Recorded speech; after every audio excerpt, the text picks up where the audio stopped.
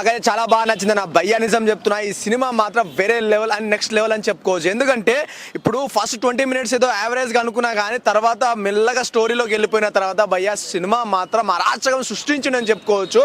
So నాకైతే చాలా క్రేజీగా అనిపించింది.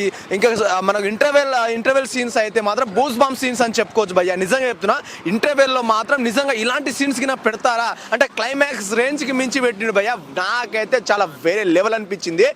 ఈ దిష్టి బొమ్మలు వీటి గురించి మనుషులు చచ్చిపోయి అదే అది అంటే ఇప్పుడు సెకండ్ హాఫ్ లో ఉంటుంది. అది సస్పెన్స్ మాత్రం వేరే లెవెల్. నా మర్డర్ చేసేటివి కానీ రాశి ఖన్నా గారు చేసిన జర్నలిస్ట్ చాలా అంటే చాలా క్రేజీగా అనిపించింది.